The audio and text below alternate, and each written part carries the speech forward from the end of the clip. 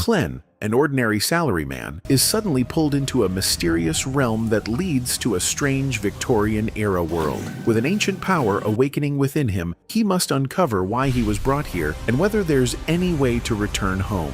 The story begins in the year 1349 in the city of Tingen, where a man suddenly awakens inside the body of Klen Moretti. He looks around and freaks out, seeing blood and a gun in his hand. He then turns to the mirror and notices a bullet wound in his forehead that is mysteriously healing. But what's even stranger is that the reflection in the mirror isn't his own. Everything begins to blur as memories of the body's original owner start flooding in, making him remember a name that isn't his. As the memories begin to merge, the original soul fades away, and Klen realizes that he's just been reincarnated into this guy's body. Meanwhile, somewhere else, an official team discovers the lifeless bodies of Welch and Naya in an apartment. The lead investigator notices that the crime scene is staged to look like both committed self-unalivement, but he knows that what actually happened is either a black divination ritual was performed or a Beyonder was sacrificed, causing an evil force to awaken. The investigator then notices a portrait of a man in the room, Klen Moretti, who he learns is a classmate of the deceased. According to the info the investigator has, Klen is an orphan who lives with his siblings. So the question is, how is he connected to this case? Speaking of Klen, he, in the meantime, takes time to learn more about the original owner of this body. He learns that Klen was a history graduate and was proficient in 2 ancient languages, Fesak and Hermes. Klen goes through his journal, where it's written that one of the victims, Welch, came to him a few days ago claiming to have found an ancient notebook. Together, the two of them deciphered the text on the notebook's first page and discovered that it belonged to the Antigonus family of the 4th epoch, a millennia before the current period. After digging deeper into the Antigonus family, they came across supernatural things, and the original Klen wrote in his journal that everyone, including himself, was going to die. The current Klen wonders what the original must have found to write something like that, but before he can find an answer, a woman's voice calls from outside. Klen quickly hides all the bloodstains in the room, but forgets to hide the gun. That's when the woman enters, and she is Melissa, Klen's younger sister. Melissa notices her brother acting strangely, but because it's early in the morning, she doesn't suspect too much. After checking up on him, she leaves. Klen quickly wipes away the blood before anyone else enters the room. Then he checks his bullet wound in the mirror, noticing that it has almost disappeared. He wonders if this healing is some kind of ability he gained by transmigrating. But the bigger question in his mind is, what caused this bullet wound? Since the original Klen's memories are still fragmented, many details are missing. Klen suspects that the original committed self-unalivement, possibly related to the dark secrets he discovered from the ancient notebook. But what bothers him the most is why he reincarnated. He clearly remembers that after a long day at work, he went out for drinks with friends, where he playfully performed a sketchy ritual called the Luck Enhancement. As he starts to realize that ritual might be behind his reincarnation, Melissa returns with breakfast. After giving him his food, she gets ready for school, telling him to keep working hard to get a job. She also asks him to buy some lamb and peas, promising to cook a good meal for him as a reward. Once she leaves, Klen reveals his intention to escape from this place immediately, knowing that the original Klen must have stirred up some serious trouble that got him killed. So, Klen suits up, doesn't forget to take the mysterious-looking gun, and decides to perform the same sketchy ritual again, the one that brought him here to this Victorian era from the modern world. He's hungry, so he tries to eat what Melissa made, but realizes it's not edible at all. So he heads to a bakery and buys a loaf of bread. The bakery owner seems to know him and casually asks about his day-to-day life, when Klen notices that there's a man watching him from outside. Klen pretends not to notice and starts walking down the street,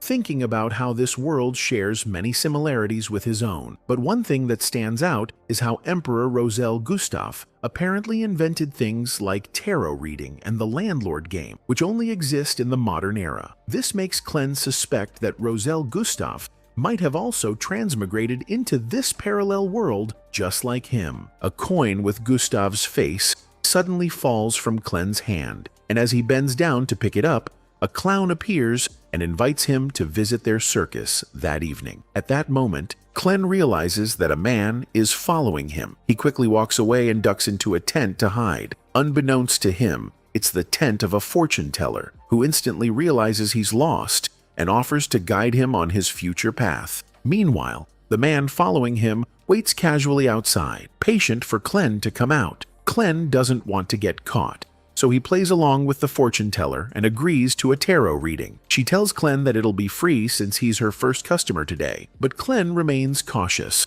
knowing full well there's no such thing as a free lunch. Still, he goes along and asks her to read his past, present, and future. The lady draws 3 cards she believes hold the answers, and Clen, still suspicious, uncovers the one representing his present. It's the Fool card, symbolizing new beginnings. But before the lady can continue, the actual fortune teller enters the tent, revealing that this woman is just a beast tamer posing as a seer. Clen still wants to see the other 2 cards, but as the man who was following him walks in, he swiftly escapes through the back door, and the cat-and-mouse chase continues. Clen goes back home to perform the ritual uninterrupted, and offers 4 loaves of bread in the 4 corners as a sacrifice. LOL. Then he stands in the middle of the room and performs the ritual, chanting, "O Celestial Worthy," repeatedly. The ritual, much to my surprise, takes effect, and papers start flying like crazy. But much to Clen's disappointment, he doesn't return to his past life. As he's about to give up, a screeching pain hits his head, and a dark red aura enters his body, sending him to a dimensional void filled with an ominous presence. Suddenly, a woman and a man are summoned before Clen in this place, and Clen wonders if he unintentionally summoned them by performing the ritual. The woman asks Clen if he is the owner of this place, referring to it as a divine realm, and Clen doesn't answer, having no clue himself where he even is. From his knowledge, a divine realm should have a shrine, and just by thinking of a shrine, one manifests. The man, on the other hand, grows wary and demands that Clen explain what's going on and who he is. This question leaves Clen wondering, who is he? Is he Joe Mingrui from his past life? Or is he now Clen Moretti? A throne appears through Clen's imagination, and he sits on it, thinking deeply before answering that he is the Fool, referring to what the tarot cards revealed about his present. Clen then pretends to be an almighty being to intimidate both the man and the woman, and tells them he is merely testing his newfound domain. The woman, now a bit scared, politely asks Clen to let her leave, while the man remains cautious and composed. The woman finds the entire experience mysterious, and, suspecting Clen is a supernatural being called a Beyonder, requests that he bestow upon her the knowledge to become one as well. Clen, however, has no idea what a Beyonder is. Still pretending to be all-knowing, he tells the woman that the man beside her can answer that small question. The man, meanwhile, keeps wondering how Mr. Fool summoned them here. Regardless, he answers the woman's question, telling her that to become a Beyonder, she must first join one of the churches in the kingdom. Only then might she have a slim chance, as very few Beyonders exist, and those who do have dedicated their lives to fighting against the dangers lurking in the darkness. The woman doesn't want to be controlled by the church, so the man suggests she meet with the royal family of the millennial nobility instead, as she seems to be a noble herself. However, the woman feels uneasy about that as well, so the man proposes another option. He claims to have 2 Sequence 9 potions, Sailor and Audience, that, upon consumption, can grant supernatural powers. While they're talking, Clen slowly begins to understand that maybe he too is a Beyonder, with a different attributed superpower. Meanwhile, the woman makes a deal with the man to help her become a Beyonder. Now that she has no other business here, she politely requests Clen to allow them to leave, and perhaps invite them again in the future. The man, on the other hand, praises Clen for having powers beyond comprehension. Clen wonders if he should invite them again, because if he does this too often, his identity might be exposed. But at the same time, he wants to explore this unknown realm, to uncover a way to return to his previous life. So he agrees to future gathering, telling both the man and the woman that they will meet again next Monday, 3 p.m. The woman realizes they haven't introduced themselves yet, but she doesn't want to give away her real name, so she proposes they use code names. At that moment, someone knocks on the door to Clen's room in the real world, causing Clen intense pain in his head. The woman doesn't notice and names herself Justice, while the man calls himself the Hanged Man, and Clen declares that he is the Fool, excitedly stating that they are now members of this mysterious tarot club. Anyway, Clen ends the gathering using his newfound authority, and as the realm dissipates, the Hanged Man finds himself back on his ship in the stormy sea, while Justice returns to her room. Clen wakes up as well, only to hear the police on the other side of his door, demanding that he open up. With no way to escape, Clen quickly hides all traces of blood and the gun, then opens the door, recognizing the inspector who was stalking him earlier. Clen accuses the man of stalking him, but the man clarifies, saying he was only trying to protect him. He introduces himself officially as Leonard, the investigator handling the case of the two deceased, Welch and Naya. He's accompanied by his partner, Dunn Smith, who seems to have special powers, judging by the change in his eye color. They inform Clen about Welch and Naya's self-unalivement, and Clen instantly realizes that they were actually possessed by some evil force. Without Clen noticing, Leonard rummages through his belonging and finds the journal where Clen had written about his own death. Clen defensively claims he has no idea how that got there and says he's lost memories of recent events. Dunn states that Clen visited Welch's house a few days ago, and since then, Welch's revolver has gone missing, so he finds it pretty convenient that Clen claims to have memory loss. Dunn deduces that the revolver is probably somewhere in the room. Clen gives in and admits he has the revolver. He also truthfully states that he woke up on his desk after a failed suicide attempt, and since then, he's lost a lot of memories. Dunn realizes Clen is telling the truth, as everything matches his suspicions. However, he isn't letting Clen go until he undergoes a psychic verification, which might also help recover his lost memories. As they're about to take Clen into their vehicle, a young kid is seen being chased by a man for stealing. Dunn stops the kid, but the kid resists and causes a commotion. Taking this opportunity, Clen escapes, not wanting his real identity exposed through the psychic verification. While running, a splash of water falls onto him, when suddenly both time and space freeze. Clen realizes that a Beyonder is causing this. As everything begins to distort around him, Clen desperately searches for an escape and is led straight to a carriage, unaware that the Beyonder guided him there. He climbs in. Soon after, he realizes something is off and asks the driver to stop, but he doesn't. The driver reveals himself to be Dunn, who tells Clen they're heading to Welch's house, the crime scene. That's when Clen wakes up, realizing it was all a bad dream. Or was it? The door to his room opens, and standing before him is Dunn, who this time properly greets Clen, making Clen realize that Dunn is a Beyonder who manipulated his dreams. Dunn states that the powers of Beyonders grow stronger at night.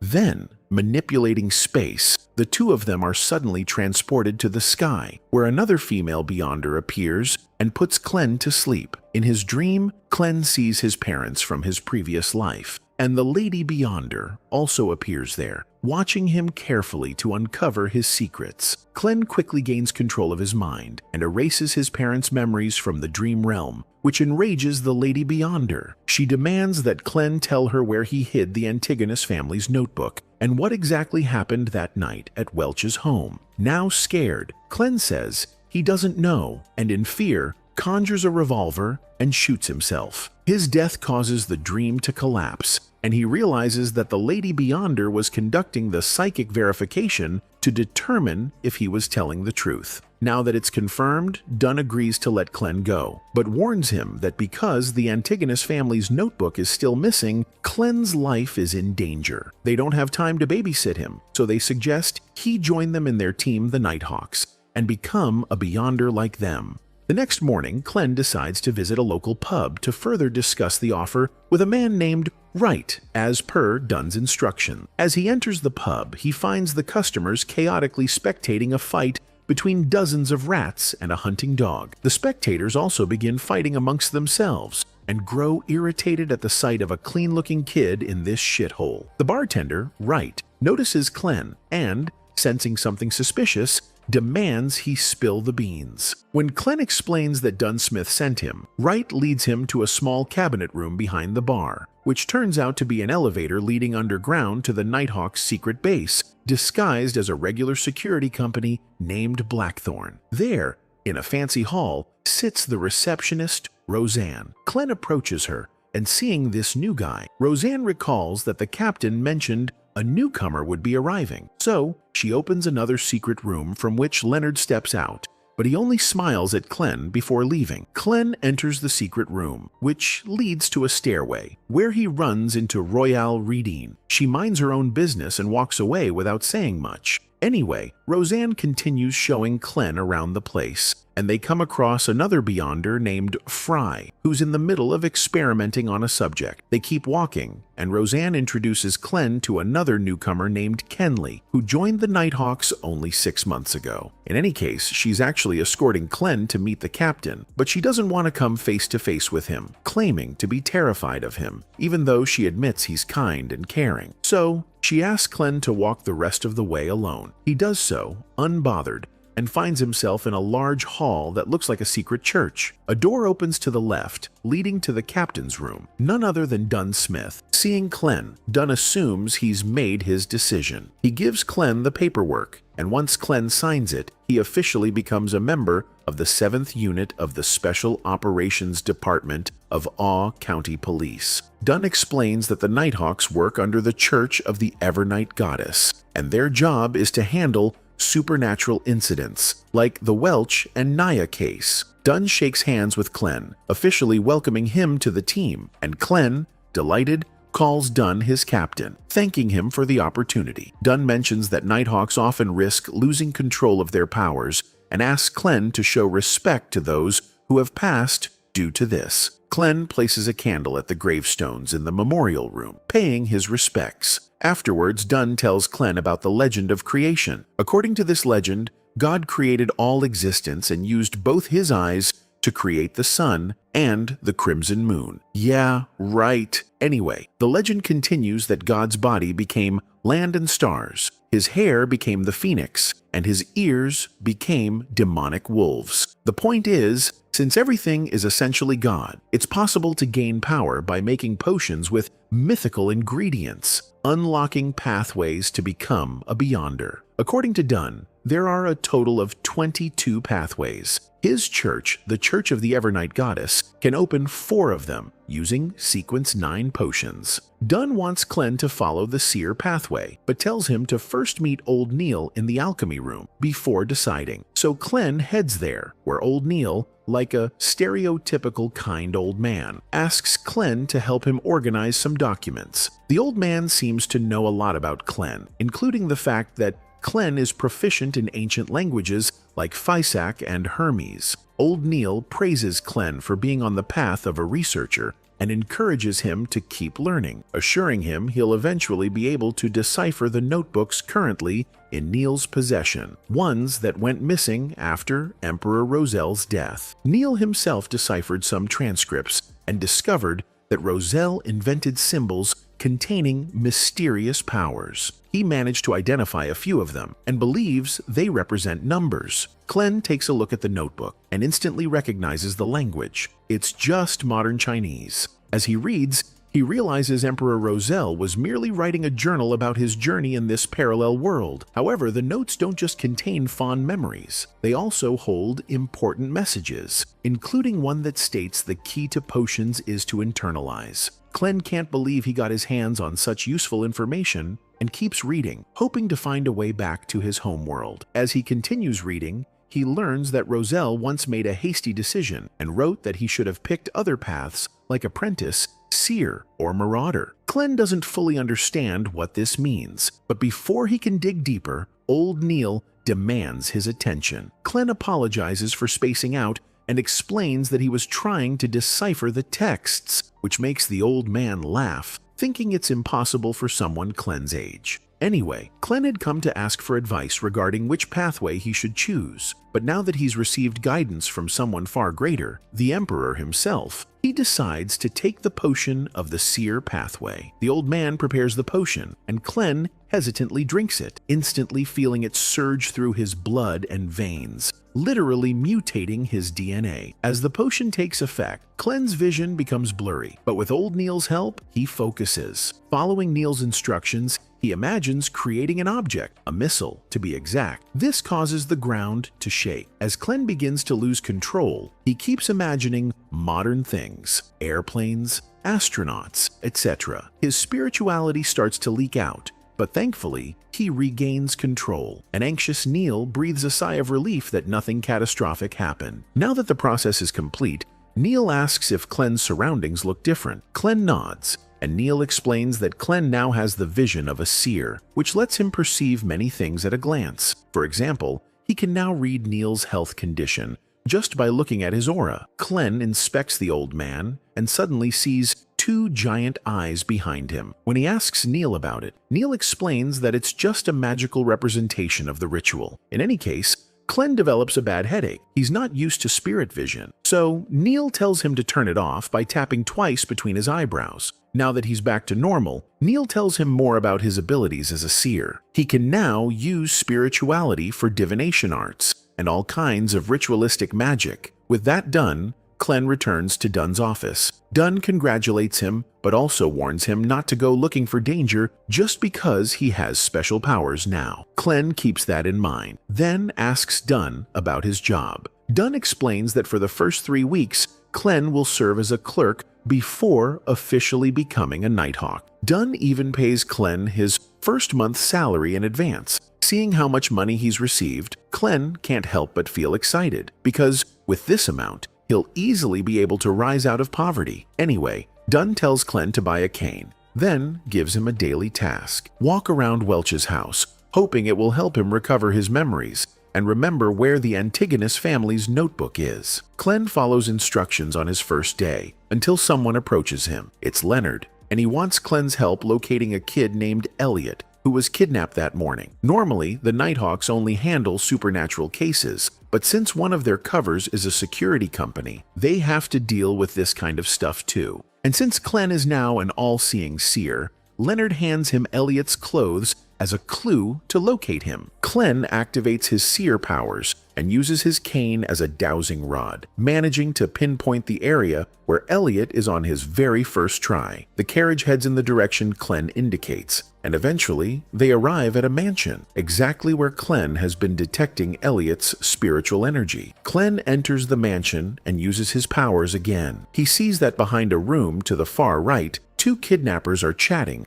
while the kid sits silently in the corner. Leonard goes in first, bursting through the door, and Bro literally dodges incoming bullets while Aura farming. He gracefully beats the shit out of the kidnappers, and then Clen moves to free the kid. But that's when he notices a magical feather falling on top of the kidnappers, causing them to transform into evil spirits. Just another Monday for Leonard. He defeats the possessed kidnappers too. As the weakened spirits try to escape, Clen activates his seer vision again. Using his revolver and cane, he detects that the spirit has now taken the form of a giant monster. Thinking quickly, Clen fires, but the bullet does nothing, probably because it's the first time he's actually held a gun. Leonard gets it, so he steps in and handles the spirit personally, trapping it in his domain expansion, filled with rose petals, causing the monster to dissolve into petals as well. Suddenly, Clen is hit with a strange, fragmented memory. He realizes that the original Clen had come to this mansion before, but he doesn't tell Leonard and just moves on. After reuniting the kid with his father, Leonard examines the spirit corpses and realizes that the kidnappers were Beyonders too, but had no control over their powers. That's why the evil spirits were able to possess them. Leonard wonders how they managed to get their hands on potions. Still Still, the job is done, and Clen prepares to leave. Just as Leonard learns from an invisible observer about Clen's suspicious behavior earlier, Clen returns home, but just as he's about to open the door to his room, he suddenly finds himself in the house across in the kidnapper's building. He hears a noise from a distant room, and upon entering, he finds his notebook, open to a page that reads, "Everyone will die, including me." The pages vanish, along with the building, and Clen finds himself standing on top of the Fool's card. It was just a nightmare. Clen is already in his room, but he's convinced the dream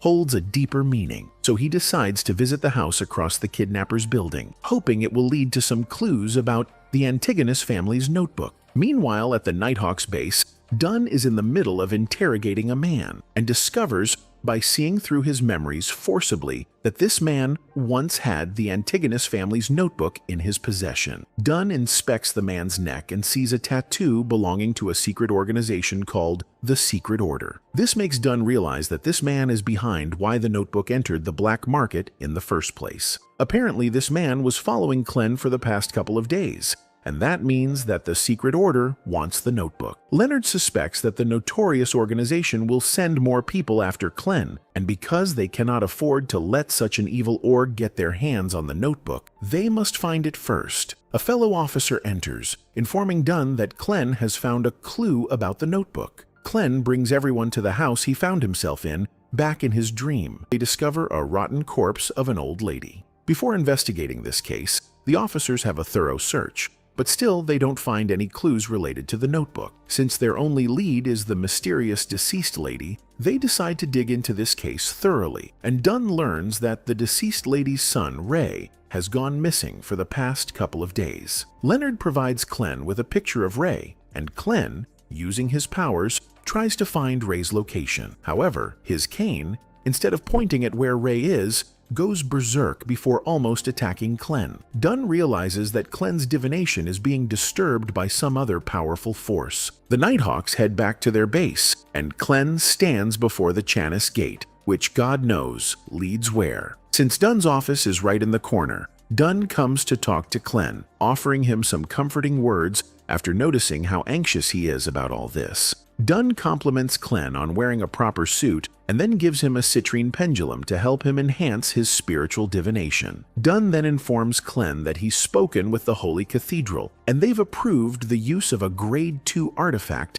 to help locate Ray. The artifact is a special Beyonder magical item, and because of the destructive nature of artifacts such as this one, they are sealed behind the Chanis Gate. Two male Beyonders named Earl and Borgia, along with a lady Beyonder named Daly, who's come from another city, are here to deliver the artifact. Clen recognizes Daly as the lady who performed the psychic verification on him, and he's glad to see a familiar face again. Dunn notices the artifact the Holy Cathedral gave them, and seeing the name 2049, he grows tense because apparently using this artifact is extremely dangerous, as it grows violent if it senses anything related to the Antigonus family. Earl thinks they'll be fine though, and tells everyone to start performing the ritual. To open the sealed artifact, everyone uses a repetitive hand gesture that weirds Clen out, and he wonders why this artifact needs to be cheered up. Regardless, he joins in as well, and the sealed artifact opens, and out comes a Lilliput-sized clown puppet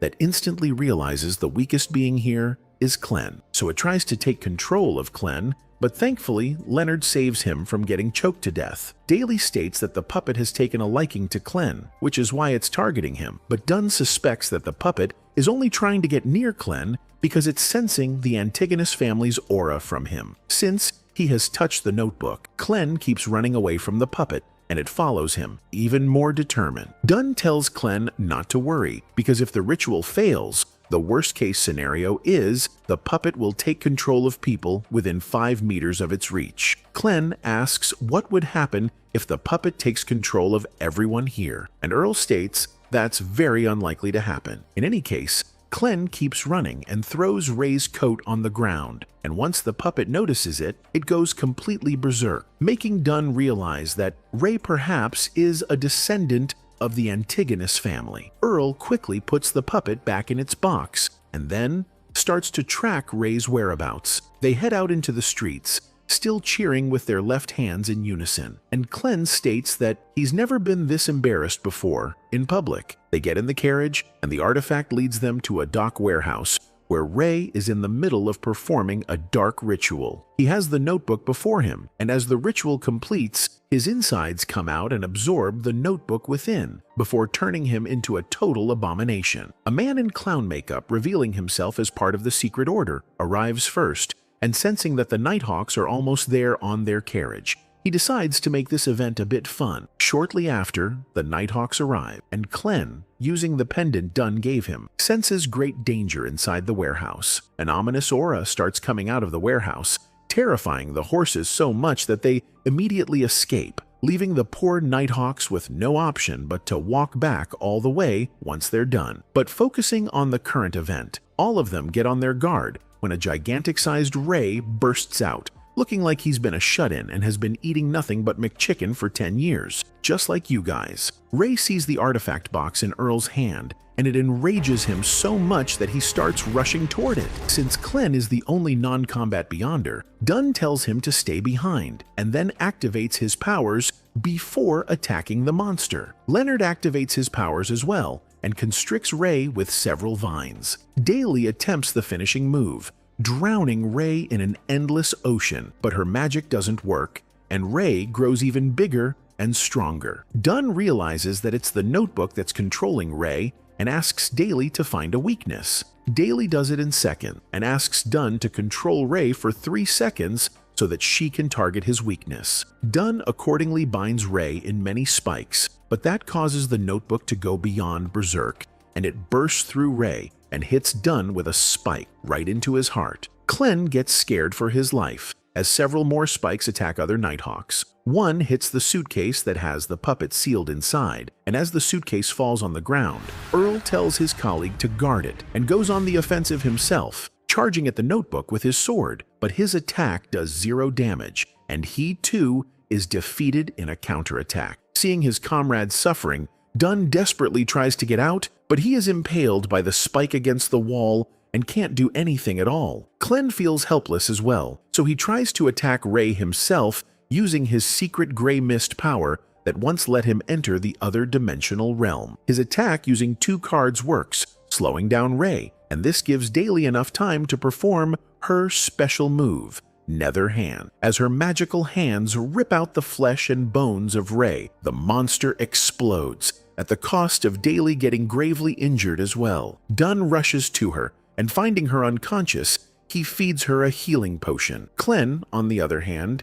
hears whispers coming from the notebook and unknowingly is drawn to it. But just as he picks it up, the man from the Secret Order makes his move. As he ambushes Klen, Dunn shoots him, but that was only a fake phantom, and the real one is still hiding. Klen, acting defensively, puts the notebook inside his suit and then focuses on the clown-faced man. As the clown man exposes his face, Klen recognizes him as the guy who had asked him to visit their circus on his first day in this world. The clown man keeps using his phantoms, and judging by his dodging skills, he seems to be a far superior Beyonder than everyone else. While the clown man is clowning around, Klen from a distance tries to predict his movement, and once he figures out where the man will move next, he shoots, and surprisingly, the clown man gets hit right in the stomach. Sadly for Klen though, it was just a fluke, and none of his next shots work at all. The clown man activates his abilities and makes all of the Nighthawks think that he's targeting Klen, distracting them long enough that they forget to protect the artifact. The clown man then kicks the suitcase into the air, and once it lands, a gap opens up, releasing the puppet which in complete bloodlust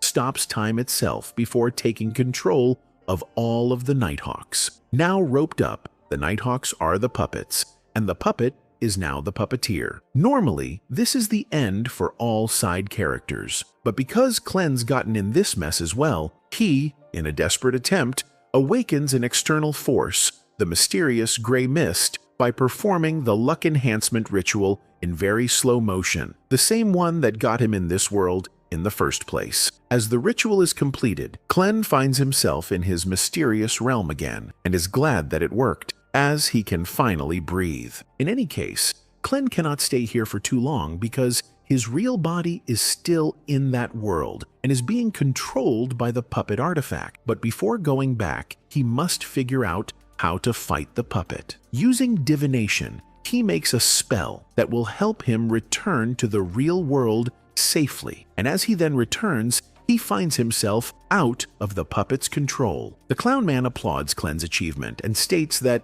ever since the very day they had met, he had taken a liking to him. In any case, the clown man wants to make a deal with Clen, telling him that if he gives him the notebook, he will lift the puppet's control on him, and also offers to answer any of Clen's questions as well, claiming to have been a former seer himself. Clen doesn't know what he should say. The gray mist has already lifted the control, and so he wonders why a former seer didn't see that. Perhaps it was the gray mist itself that messed with the clown man's divination results. In any case, the clown man tells Clen about the seer pathways sequence 8, and as Clen hears it, he becomes completely mortified. Because Clen didn't go through with the deal, the clown man slowly tries to get the notebook from him. When Clen reveals himself to be able to move and attacks him, the clown man, in response, also moves from his position instinctively, but gets caught by the puppet as a result. Now that he's immobile and Clen's not, Clen easily finishes him off with a neck shot before a headshot,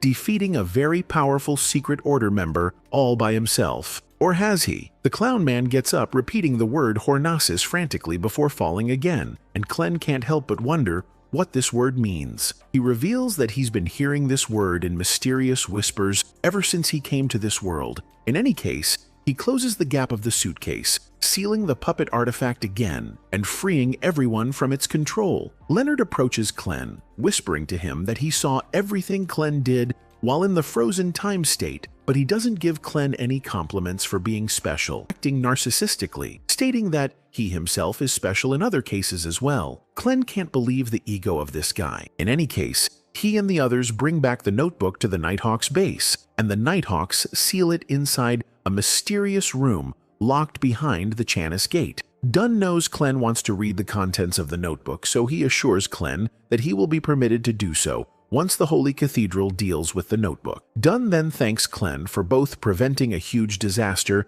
and defeating a Secret Order member, promising that he will tell the Holy Cathedral about Clen's feats. Anyway, the two of them walk down the hallway when Clen passes through Fry's room, whose current experimental subject is the clown man's corpse. Seeing the corpse fills Clen with guilt, as this is the first time he's taken a life. Dunn comforts him, telling him that Clen has actually saved many lives by taking that one life, and he should be proud instead of guilty. Clen becomes calm thanks to Dunn's words. But before moving forward, Clen asks Dunn about the 8th sequence of the seer pathway, claiming to have learned what it is. Clen reveals that the clown man told him that the 8th sequence is the clown. Pause. I have no idea the F this means, because the anime has kept this entire concept super vague. However, what I do know is that the first sequence is the highest sequence, meaning it's the closest a Beyonder can be to a deity level, and 9th is the lowest. So yeah, 8th sequence is pretty low level. You're welcome. Anyway, the next morning, when Earl is about to leave with the artifact, he asks Clen exactly how he defeated a Sequence 7 Secret Order member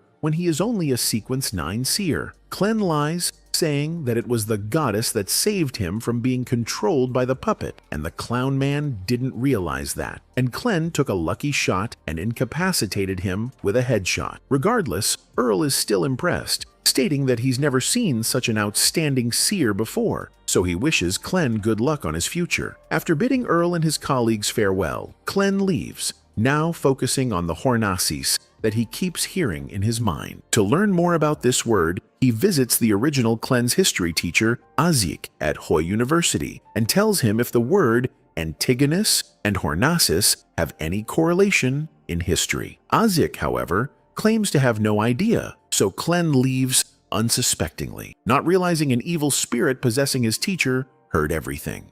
Somewhere else, a mysterious being known as Lord Oracle threatens his disciple that he will rip his soul apart for losing the Antigonus family's notebook. His disciple defends himself, saying he only gave the book to Welch and Naya, referring to them as lambs, because they were a bunch of nobodies, and he thought that they would study and decipher new things. Not knowing the book would be lost, the disciple promises that he didn't betray the Aurora Order. Lord Oracle doesn't care about any of his excuses, because his precious notebook has now fallen into the hands of the Nighthawks, so he proceeds to punish the disciple, forcing him to eat his own 2 fingers. The disciple still begs for his life, putting all the blame on Klen, and promises Lord Oracle that he will find the other lamb who he's failed to kill, implying that Welch and Naya didn't kill themselves, but it was him who killed them for messing with the Antigonus family's notebook. The disciple is certain that Klen has uncovered something new and assures Lord Oracle that he will deal with Klen as well and return to him with the notebook's secrets. Lord Oracle calms down and lets him live, warning him that this is going to be his last chance to prove himself. Meanwhile, Klen visits Old Man Neil, who wants to teach him ritual magic today. Neil demonstrates how it's done and warns Klen to never communicate with unknown spirits, because that will lead to Klen sliding into the abyss where only death awaits. Klen, however, who's been using the luck enhancement ritual, has technically been communicating with an unknown entity that's lending him this gray mist power. In any case, he continues to watch as Neil seeks to communicate with the goddess through several chants, basically requesting the goddess to give him $30. After performing the ritual, Neil confidently walks out into the streets with Klen, and voila, they find a wallet containing loads of cash. The old man states that it's the goddess who gave him this money, and Klen honestly still thinks this is a mere coincidence. A man in a carriage stops there, claiming that the wallet is his, and Neil returns it as the emblem of the man's carriage matches with the wallet's emblem. The man thanks Neil for his honesty and gives him £30 to express his gratitude. Klen can't believe it, and starts to believe that wishing to the goddess through this ritual might actually work. After getting this lesson from Neil, Klen walks aimlessly in the streets of Tingen when Angelica, a divination club receptionist, approaches him, handing him a leaflet and asking if he's interested in divination. Klen's job is basically divination as he's a seer, but he still enters the club to see what it's about. And the diviner Glacis uses tarot cards to answer Klen's question regarding a place he wants to return to. According to Glacis, Klen cannot return to the place he wishes to go now, but in the long run, it's possible. Pretty vague, but Klen appreciates the divination and pays Glacis his fee. Glacis begins to cough, hinting at bad health conditions, so Klen uses his seer vision, finding out a disease around Glacis's lungs, so he tells Glacis to visit a doctor soon. Glacis asks Klen what made him think he's sick, and Klen proudly claims that he is a seer. He wants to act like a proper seer for the sequence potions to take better effect, so he joins the divination club and fills out the membership form when the receptionist mentions that she's heard from her superior Vincent, the best diviner in their club, that Klen is an excellent seer. Apparently, Vincent is taking a divination class at the moment about mirror divination, and getting interested, Klen decides to take a peek. In that class, Vincent is telling his students that mirrors are the gateways to the spirit world, and if there's the slightest error in mirror divination, a tragedy might happen. According to Vincent, mirror divination is also a ritual magic where threefold incantations are used to pray to the 7 orthodox beings. Klen activates his seer vision to see if they are having a healthy practice, and sees that everything looks normal. However, he thinks something's off. Vincent hands a box to one of his female students, and as she leaves the place, only then does Klen realize that something's wrong with that box. Vincent notices Klen, asking him what his business is here, and Klen explains that he's just joined this club and is a seer. Vincent can tell from his divination that something deep inside Klen's soul has guided him here, and that is hope. But this same hope is causing Klen's confusion and has almost forced him to choose death. This hope is, of course, about returning to Klen's homeworld, and Klen is amazed to see how brilliant Vincent is as a diviner. Klen asks Vincent if there's a way for him to get out of this predicament, and in response, Vincent tells him 2 words: gathering and family. Klen wonders what this means, but regardless, he thanks Vincent and leaves his divination class when it can be seen that Vincent's got 2 fingers missing, meaning that he's the same disciple who's after Klen's life under Lord Oracle's orders. Back at home, Clen studies about his abilities, trying to modify the gray mist powers to let him return home, and writes a ritual magic that would call out to him. Suddenly, he senses a clocking movement of a monster outside, so he opens the door to outside, but finds that it's just his sister Melissa playing with her self-made turtle toy from where the sound was coming from. Sadly, Clen doesn't have the time to play with his sister anymore, so he tells her that he must get back to work. Melissa understands her brother is now a very busy man, now that he's gotten a job, but still, she demands some of his time, making him promise that he will go with her to her friend's birthday party next Sunday. Clen agrees cause Vincent told him to focus on family and gathering. Speaking of gathering, he decides to hold a gathering at his mysterious realm as well, and summons Justice and Mr. Hanged Man by calling out to their stars. This time, Clen uses his seer vision that helps him see that while Mr. Hanged Man's aura looks like stormy sea waves, Justice's aura is as calm as a lake. Clen can also see that Justice has become a Beyonder, as she has a constellation symbol of a giant dragon showing behind her, which is a magical representation of her pathway, meaning she has taken the spectator pathway, while Mr. Hanged Man has taken a sailor pathway. Clen takes a look at his own constellation symbol using his seer vision and finds out that it's a pupilless eye. That indicates secrecy. There are also contorted lines below the eye that represents change, but as to why they are overlapping lines, Clen doesn't know yet. For now, he focuses on conversing with his two guests and welcomes them to his domain, telling them to feel free to speak now. Justice, in response, wants Clen to answer 3 questions. Her first question is, what should she do as a spectator? Since this is a very simple question, which to be fair, Clen probably doesn't have an answer to, Mr. Hanged Man answers for him, stating that a spectator must always spectate and be detached from everyone else while observing them keenly. That's how a spectator grasps their true thoughts and attain subtle clues. Hanged Man also mentions she must master the sequence potion and find the symbolic meaning of those potions' names to minimize the risk of losing control of her powers. Clen, however, interrupts Hanged Man, learning from the late Emperor's journal that potions shouldn't be mastered. Rather, it should be focused on digesting it, as the most contents of potions remain undigested inside. He also clarifies that they shouldn't try to find the meaning of the potion name. Rather, they should act like those names, because that's the key. Hanged Man is surprised, and like it hits him that this might be the case, so he stands up, thanking Clen for such valuable insight. Anyway, Justice moves on to her second question, asking Clen what would happen if an animal drinks a Sequence 9 potion. Judging from her expression, Clen instantly realizes that this idiot must have fed some animal a Sequence 9 potion, and it's revealed that it was her dog that drank it. Mr. Hanged Man again answers for Clen, stating that the animal will either die on spot, become a monster, and if neither of that happens, it would turn into an extraordinary creature. It seems the dog hasn't died or turned into a monster, so Justice is glad that everything turned out okay. She asks her third question, first telling Clen that the people of her place at Lowen, mostly royalty and nobility, are seeking reforms. She doesn't go on to details, not wanting to reveal her personal details, but almost blurts out that she is from the royal family. In any case,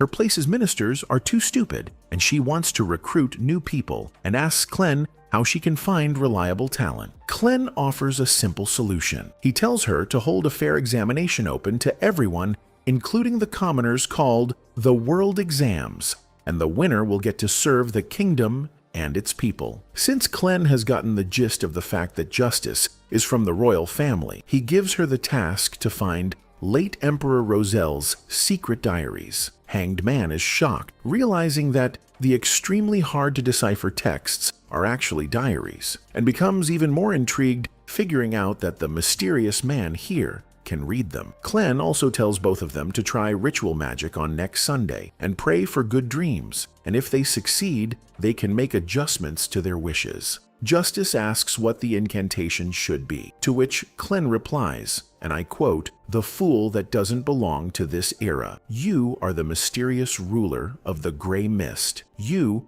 are the king of yellow and black who wields good luck." This means that Clen is asking them to pray to him, and that makes both of them think that Clen has reached the level of the 7 orthodox beings. and he is a terrifying being who must be feared and worshipped. Anyway, the two leave, and Clen comes back to the real world, and as he looks out the window, he sees that his brother Benson has come to visit. They spend a fair amount of time together, and on Sunday, the three siblings head to Selena's house for her birthday dinner. As Selena comes out to hug her friend Melissa for coming, Clen recognizes her as the girl from the club whose box ticked him off. Selena's Diviner Club friend Elizabeth is also here, and as they move on to celebrate, Clen moves on as well. Suddenly he senses someone praying to him and realizes that it's the hanged man who started performing the ritual magic as per told. Later during the birthday party, Elizabeth approaches Clen, whispering to him playfully that she hasn't told Melissa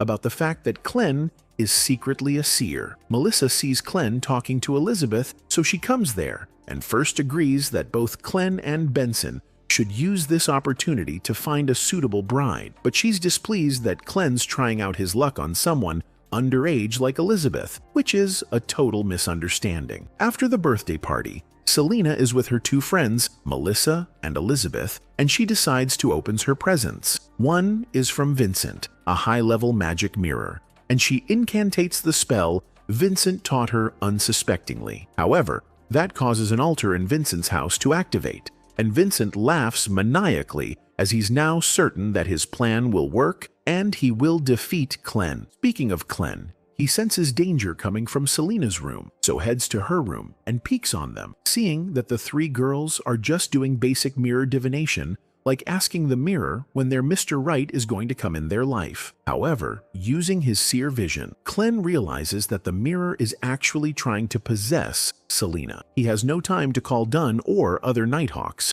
so he decides to borrow the Evernight Goddess's power by using the ritual magic that Neil taught him. While he prepares to initiate the ritual, Selena becomes possessed by an evil spirit. Before she can hurt her two friends, Clen comes there and puts her to sleep using his skill Nocturnal Slumber. Then he swiftly begins praying to the Evernight Goddess, which immediately overpowers Vincent's spell. So Vincent, taking countermeasures, draws power from his own master, causing Selena's possessed body to absorb the mirror and go berserk. Clen writes down the chant for the ritual, but seconds later he gets caught by Selena's ever-stretching hair that begins to drain his soul. This is actually Vincent in control of Selena, and he accuses Clen of being an ungrateful lamb who, instead of accepting the gift of death from his master, acquired Beyonder powers. Vincent suspects he only got those powers by discovering something from the Antigonus family's notebook and demands Clen to tell him what he discovered. Clen, not knowing who's controlling Selena,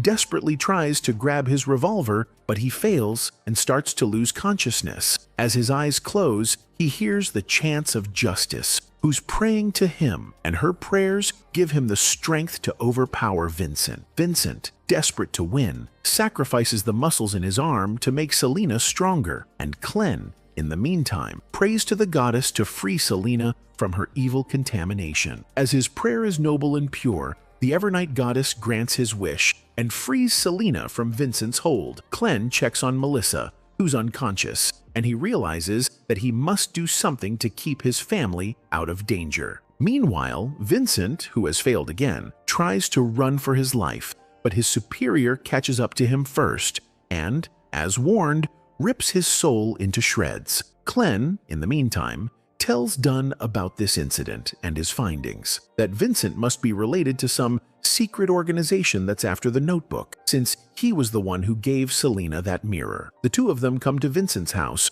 only to find Vincent's corpse, and both realize someone evil is behind all of this. As Dunn stares at Vincent using his sleepwalker powers, he finds himself in another realm out of nowhere, standing before a demonic being shackled in chains upside down. A few days later, both Clen and Dunn go to attend a creepy opera show, which is a gathering of the Alfalfa tragedy survivors and their families. According to the opera singer, when the Alfalfa ship sunk in the raging sea because of an evil individual's betrayal, who slaughtered many people that perilous night, a warrior named Triss stepped up and saved everyone, becoming the kingdom's new hero. The hero Triss enters the stage, and everyone applauds for him. Meanwhile, Dunn can be seen visibly shaken from the shock he took from seeing the evil being for a brief second. Clen has learned that the evil being could be an entity named the True Creator that organizations like the Aurora Order worship. Clen calls it a pity that Vincent died. Otherwise, they would have gotten more clues about the Aurora Order. Anyway, the two are currently handling this alfalfa tragedy case, and they believe there's something else hidden that's not being disclosed. A week ago, a lady came to the divination club, wanting a divination from Clen regarding her husband, Joyce. Apparently, Joyce was boarding the alfalfa ship, but the ship never reached the port. Clen looked at Joyce's picture and used his power as a seer, seeing glimpses of Joyce barely surviving in the sea, while the alfalfa was burning in the background, and after washing ashore, Joyce was finally safe. Clen reported his divination to the Nighthawks, and they, finding this incident suspicious, began looking for new leads to get to the bottom of the case. Apparently, Triss, the so-called hero, rescued Joyce, and both Clen and Dunn have come here to meet him to get more insight on this case. However, when Triss notices the presence of the two Nighthawks, he quickly leaves in his carriage. In any case, both the lady and her husband Joyce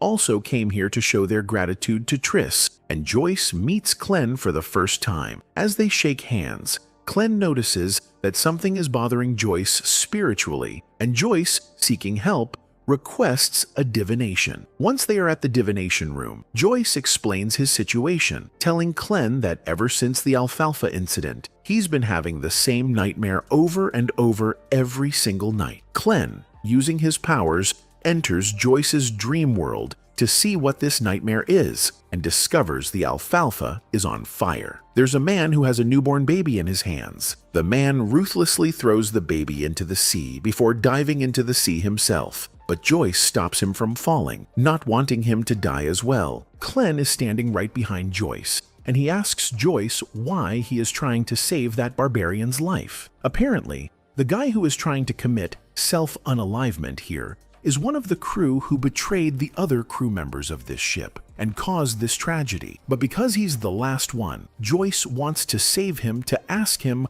why he committed such atrocity and what pushed him to do it. Clen tries to understand Joyce's reasoning, and he suspects that there's some mastermind working behind the scenes who manipulated everything. That's when Clen senses someone way in the back of the ship glaring at them, and it's Triss. But the moment Clen turns around, the scene changes, and he finds himself in an ancient palace ruin. A giant crimson eye stares into his soul, and there's a malicious throne to his left that keeps whispering the words Hornasis and Phlegrea repeatedly. The dream ends, and Clen can't help but question what the F Hornasis means. This word keeps haunting him every time he tries divination, and he suspects that some evil deity is behind all this. He also suspects that the ancient palace might have some clues related to why he was transmigrated into this world. Having no answers, he hopes his history teacher Azik found something and moves on to deal with the current situation. He tells Dunn about the mastermind he saw in Joyce's nightmare, and he believes that Triss is the mastermind who manipulated the survivors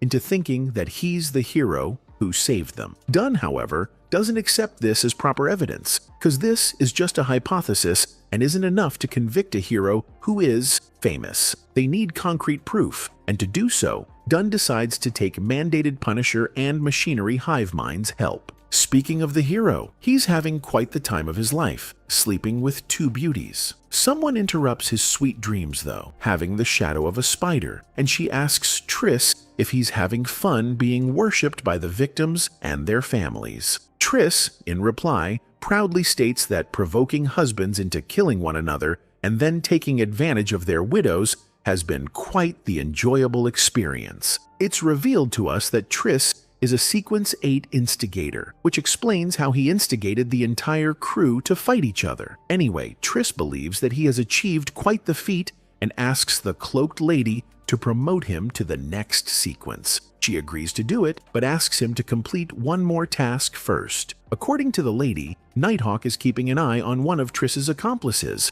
so Triss will have to do this task alone. She pays him for the task in advance, handing him the 7th sequence potion formula and the name of the potion, Witch. Back to Clen. He visits Neil asking him to help him buy a pair of talismans to protect his brother Benson and his sister Melissa. Neil takes Clen to a secret place hidden beneath a local bar, and it's the underground market of Tingen. While walking through the market, Clen notices a supposed madman with strong spiritual waves. The madman also notices Clen, and approaching him, smells the scent of death, which causes him to bleed from his eyes. Clen becomes worried, and Neil states that even though this guy is spiritually aware, he apparently is known for his rambling, so it's best if Clen ignores him. Clen, however, realizes that the madman only said that because Clen is technically dead, at least the original Clen is. Also, this body died once as well. They move on anyway, and Neil guides Clen to the shop that sells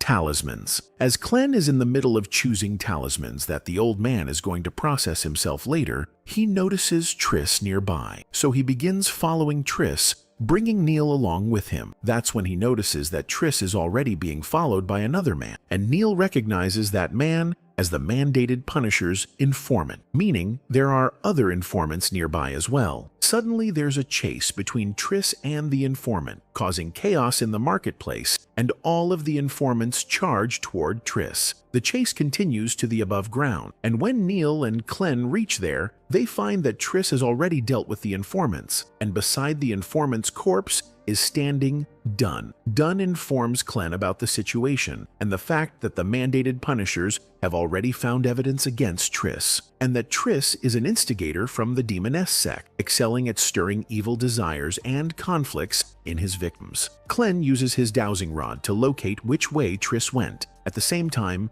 asking Dunn more about the Demoness sect. According to Dunn, this sect is an evil organization known for spreading disasters all across this kingdom, and the upper executives of the sect are all female, which makes sense because they worship a forbidden deity named the Primordial Demoness. Anywho, Clen and Dunn arrive at the place where Triss is, and they enter there along with other Nighthawk officers. Many females come running out at the same time, and one of them runs into Clen, who notices that she's dropped a hat, and as he picks it up, he finds it suspicious that a lady has a man's hat, so he uses his seer vision on her as she leaves in her carriage, but finds nothing unusual. Meanwhile, Dunn and his crew scour through the entire building but don't find Triss. A few days later, there's still no trace of Triss anywhere, and eventually the search operation ends. Clen, on the other hand, becomes an official Nighthawk, and as a result, his pay is increased to £6 a week. He becomes a regular diviner at the Divination Club and also holds a few more meetings for the Tarot Club in his mystery realm. Clen also gives the talismans he and Neil made together to Benson and Melissa. Having not many cases going around, Clen takes some few mysticism classes daily and also gets into martial arts combat training, as he isn't any good at combat. Just as everything seems to become peaceful and quiet again, Leonard comes barging at Clen's door, informing him that the city police has reported that the deaths in the past 2 weeks quintupled, meaning that something unusual is going on, even though there's been no report of any Beyonder-related cases. Leonard goes into details about the deaths, and according to the reports, a week ago, over a dozen female factory workers passed away from lead poisoning, while, on the other hand, there was an arson. On that same day, another man drowned himself due to extreme poverty, and many other similar cases have happened. How are they all related? Well, most of the victims are low-class workers, who are either extremely poor or suffering from severe illness. Clen pities the victims, cause his own family in this life also suffered from extreme poverty, which led to Clen's mom falling to a terminal disease that took her life. Since then, Clen's big brother worked his ass off to protect little Clen and Melissa. Anyway, Clen visits one of the victims who died from a cardiac arrest a few hours ago, and he, using his powers on her corpse, replays the moment she died in order to see if there's anything unusual going on. As expected, Hours before she had a heart attack, she was patted on the back by someone, and the hand looked like the hand of a woman. Clen informs his findings to Dunn, and Dunn states that Clen's visual info matches with his investigation's findings as well, and apparently, in every other case as well, the mysterious woman's hand appeared every time. Dunn suspects that Triss and his female Beyonder accomplice are behind all of this. In the meantime, Clen comes up with a theory, but Leonard, being nosy, takes credit for it as well. In any case, Clen tells everyone how all of these victims were fated to die very soon, so they were targeted for life theft. The people who steal lives, their goal is typically to use these stolen lives to summon an evil deity, or a demon, or a large-scale curse. While the others are looking into the demoness sect, Leonard jokes around with Clen that both of them are protagonists of this story, and that might cause the wheel of history to go absolutely bonkers. The only reason Leonard claims to be a main character is because he has secrets, and he knows Clen's got some secrets too. So Leonard tells Clen that they will remain comrades if Clen promises to not endanger the Nighthawks ever. Clen isn't interested in speaking with this medieval cliché overly dramatic NPC, so he focuses on solving this case. Dunn determines that these cases do match the characteristics of life theft ritual, and they must act fast to find the altar and stop the ritual. Otherwise, a disaster will strike the city. Using a pendant found from one of the victims' corpses, Clen searches for the altar's location, and once he finds it, they immediately head to the location, not wanting to damage the real world. Dunn decides to use his powers to draw the enemies into a dream and instructs Leonard and Fry to attack at the same time. They then approach the mansion, alarming the lady inside, who conceals herself using a potion, vanishing into thin air, and attacks a Nighthawk officer by stabbing them in the back. This causes her to reveal herself for just a second, and Leonard uses this opportunity to ambush her, and Dunn tries to drag her into a dream, but fails. Leonard manages to shoot at the lady's chest, but it was just a substitute spell. As all three are unable to get to her, Clen realizes that the lady must be at least sequence 7, since Leonard and Fry are at sequence 8 and 9. The lady then enters the mansion and prays to the primordial demoness to grant her powers to tackle this situation, and as she's empowered by the demoness, many evil spirits are released that attack the Nighthawks. One of them hits a disposable side character named Fry, causing literally his blood cells to freeze. As these freezing cells reach the heart, something triggers inside of him. Dunn, on the other hand, enters the mansion, finding many voodoo dolls inside that most probably have the stolen lives stored in them. He notices someone in the distance that looks to him like the primordial demoness, and as she unleashes an ominous dark attack, he barely defends himself, coughing up blood as a result. The lady, in the meantime, escapes through the back window, where Leonard is waiting outside. The lady sneakily hits Leonard with a purple flower that has the witch's curse placed on it, while Leonard sacrifices a finger of his and a strand off his hair to save himself from the curse. The lady escapes. With the lady gone, the curse is removed as well, so Leonard places his ripped finger back in its place and then joins the others. Clen is at the mansion, and he restores a mirror momentarily to see the reflections of people it had shown last week. As the mirror shows the reflection of the lady, Clen recognizes her as the same girl who ran away from the place where Triss had hid himself. This makes Clen realize that the lady isn't one of Triss's victims.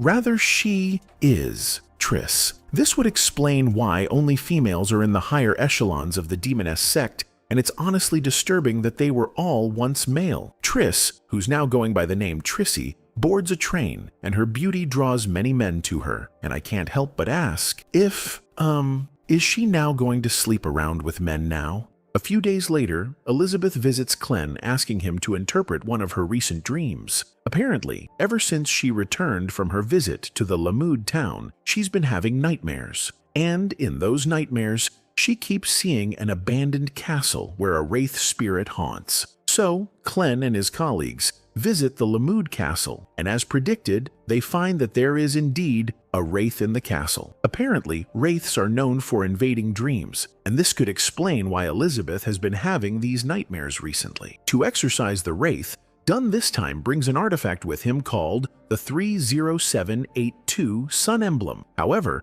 the only problem with this artifact is that it can turn Beyonders into idiots who keep praising the sun endlessly for a quarter of a day. So anyway, they begin the search inside the palace, and Klen, using his seer vision, discovers the wraith first, taking the form of a black mist. As the Nighthawks try to apprehend the wraith, it takes the form of a headless knight and attacks the Nighthawks with its sword. Dun gets hit first, causing the artifact to fall from his hand. The knight doesn't show any interest in the artifact and continues to target Dun, who fires a gunshot. But the knight, like a total badass, slices the incoming bullet in half. Klen tries to help Dun, but this ends up as a huge mistake as the knight notices him and hits his face with an elbow, shattering all of his eyes' blood vessels. To stop the knight from further hurting Klen, Dun activates his ability to send the knight to the dream world. The knight, acting defensively, gets close to Dun to stop him from fully performing his spell, but Dun was only baiting, and his actual goal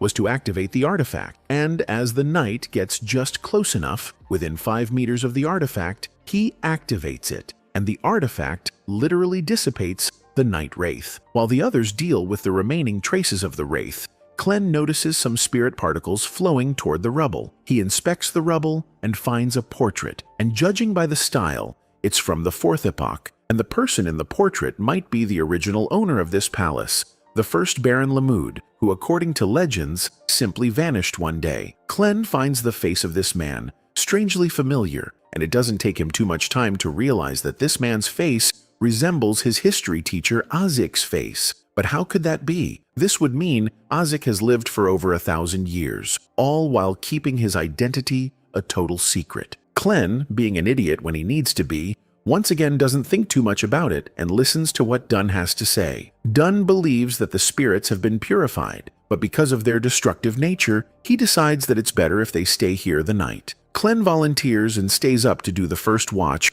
while everyone else rests. Dun has given him the artifact just in case a wraith pops up, and sitting idly, Klen stares at the artifact when it hits him, that if he performs divination on the artifact from the gray mist-filled mystery realm, the interference might be removed, and he might get to see the history of how this artifact was formed. But first, he wants to make sure no one's looking, so he goes to a secluded spot and enters the mystery gray mist realm. As he imagines having the sun emblem artifact, it manifests. He then uses divination on the emblem, and it works, triggering a past event memory of the emblem, where a cloaked man is seen approaching the eternal blazing sun. The eternal blazing sun controls the sun pathway, and the man tried to contain it inside this very emblem, but as a few drops entered the artifact, it cost the man his life. Hence, the emblem became an artifact that cannot be controlled. Klen replays this event again, but this time he approaches the eternal blazing sun from a first-person perspective, as he wants to see what even is this thing. As he touches a droplet of the eternal blazing sun, the ground beneath him vaporizes and everything turns black, before an actual blazing sun vaporizes him into nothingness. The dream doesn't end though, and Klen keeps burning along with his shrine, and as he continues to suffer, a gray mist saves him from death. His wounds begin to heal, and as he regains consciousness, he realizes that he actually gazed upon the sun deity, and as a consequence, he was almost burnt to a crisp until the mysterious gray mist saved him. The pain makes Klen fear using divination ever again, but as his wounds instantly disappear, Klen finds himself in a white plain where many modern Chinese phrases like white angel, flaring sun charm technique, sun pathway, and never gaze upon a god appear. Klen doesn't understand what's going on, but the one thing he realizes is that he's being rewarded by some divine being for going through a deity's wrath for a full minute. His assumption is right, as the word appears. 4th sequence, unshadowed. This is Klen's reward, a high sequence potion formula that can promote him to the 4th sequence. Klen is glad that he took the chance of doing this, but he gets sad seeing his realm destroyed in pieces. Before leaving, he fixes the place, and then returns to the real world. He looks around and is relieved that nothing dangerous happened while he was gone. He gets sleepy from taking all this stress, but his mind still wonders what was up with all those words, like White Angel, for example. Next morning, Clen returns to his home when he finds a mail in his letterbox from Azik, who claims that he's gotten information about the word hornasis. So Clen visits his teacher but doesn't find him in his chambers. As the winds blow over a curtain, he discovers red blood markings on the walls, specifically the painting of the Lamud castle. It was at this moment that he knew.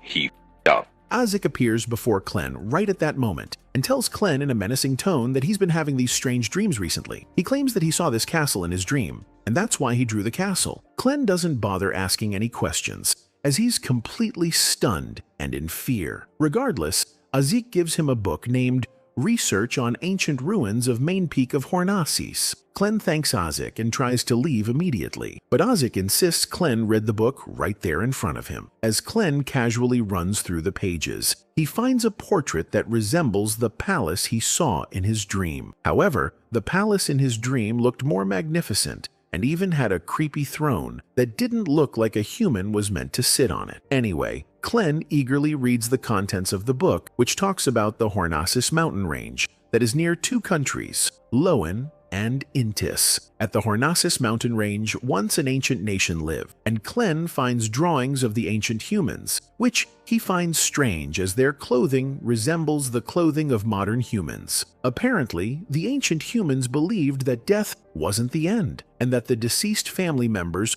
would protect them from the afterlife, so they kept the deceased family members by their bedside for 3 days. Azik notices the page Clen's reading, and having read the book already, Azik states that after 3 days, there wouldn't be any burial, because the deceased would magically vanish. What Azik finds more interesting is that the ancient humans worshipped a mysterious entity who they referred to as the Sky Mother, an Evernight ruler. These terms, of course, are quite similar to the Evernight goddess that the Nighthawks worship, so it makes Clen wonder if they worship a similar entity. Anyway, Azik asks Clen why he hasn't been drinking his coffee, and Clen, flustered, quickly takes a sip not to offend his sensei, when he finds the taste to be super bitter, so he adds a couple of cubes of sugar in it, which makes Azik ask Clen what's so different today, as he used to usually add only 1 sugar cube in his coffee. It was at this moment that he knew.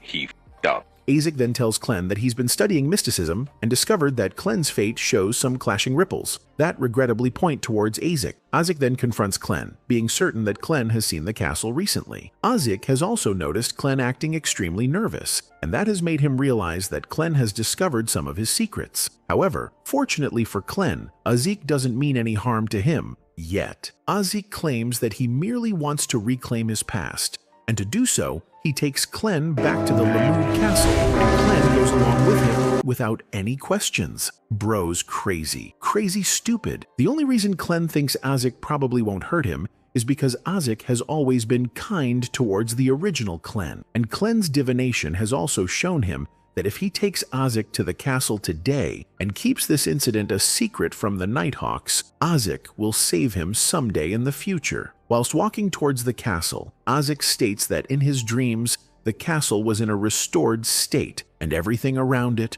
was beautiful and full of life. So Azik calls it a shame that things turned out to become this way. Entering the castle, the first thing he recalls is his child playing around the castle with a long sword, saying repeatedly that he is the king's knight. This makes Clen realize that the Night Wraith was actually the spirit of Azik's child. Azik then finds his son's sword impaled into the ground, and lifting it, he imagines the castle back in its original form. This takes a toll on Azik, but he pushes through it and opens a path to the underground. An unbearably sharp stench comes from the underground, making Clen realize that something evil is suppressed below. But still, Clen follows Azik downstairs, entering a tomb room where the remains of his son are kept. Seeing his son's remains, Azik grows furious and his powers get completely out of control. This causes thousands of spirits to be released from their graves. They accumulate inside Azik. As those spirits are again slowly released, one of them charges at Clen when he finds himself in a war field where the war is already over. The winning soldiers gather a pile of corpses and start to burn it, when a man comes out impaled with swords everywhere in his body. That man is Azik, and the only reason he's still alive is because he's been cursed with immortality. Seeking vengeance, Azik kills every single being in his sight, and when he gets outnumbered, Azik's personal Ymir appears and helps him win the war single-handedly. Ever since then, prosperity comes into his life, and he becomes a mighty ruler who is never defeated in war. After becoming a baron, he settles with his wife and child in the Lamud castle. However, at the end of the day, he wasn't blessed with immortality, but cursed. He had loyal soldiers in his arsenal who remained loyal to him even after death, and dealing with the dead, Azik himself was on the verge of tippy-toeing on the line of life and death. His wife was pregnant and in pain, and his son grew to fear him because the once gentle man always looked fearsome. As Azik almost lost control of his powers one day, the shockwave sent his son flying, and not wanting to hurt his own family anymore, Azik decided to abandon everything, including his own family. He left the castle, never to look back, and since then, he's been living as an ordinary man. But now that fate has called him back, he's here again. He finds that his son's skull is missing from its corpse, and Klen suspects that someone's behind it, and that's why Azik's son turned into a wraith. Azik vows to make the person who took his son's skull pay, and as he uses his own blood to trace who did it, his blood points to Klen. They enter a domain filled with skulls, and even after Azik performs the tracing ritual, his son's skull isn't found. A feather falls again in the distance, and it's the same feather that's been making special appearances in every single incident. Why? Whatever. Azik properly buries his son on a cliffside and gives him his final respects. Klen asks Azik if he now remembers everything, but Azik says that only fragments of his memories have returned, and the rest are still blurry. Azik mentions that every few decades, he falls into a deep sleep, and once he wakes up, he forgets everything in his past, except for his name and basic knowledge about this world. But these dreams of living with his family never end, and that's why he wants to make a difference this time by finding the perpetrators who stole his son's skull. Klen understands and wishes Azik the best on his journey. While walking back, Klen relates to Azik because he too, like Azik, is alone, as he doesn't have his real family anymore. He desperately wishes to return to his home world and meet with his parents once again, but the only reason he isn't broken completely is because he has Melissa and Benson here, who he still can call family, even though he isn't the real Klen. It's a new day in the city of Tingen, and Klen goes off to work when he learns that there's a party being held at the main hall of the Nighthawk's base. As he and old Neil enter the main hall, Kenley serves both of them a slice of cake, greeting them with a good morning. Klen doesn't have a clue as to what's going on, so he asks Kenley if today's some holiday that he doesn't know about. Kenley explains that they're celebrating his engagement, and hearing the news, Neil is more happy for Kenley than Kenley himself. The only reason Neil is so happy is because there's always been this unspoken rule/curse that no one in the Nighthawk squad ever gets into any romantic relationships or marriage. Leonard states how great he feels that his day started with a fine wine on a workday morning, to which Roseanne the receptionist adds that they should all take a leave today and make it an official holiday. But before they can discuss it, their captain, Dunn, comes to ruin the mood, informing everyone that he will now give them their patrolling assignments. Dunn assigns Kenley, the engaged boy, and Sika, a newly introduced character, to patrol the West and Golden Maple District. He then tells Leonard and Royale to stay here at headquarters,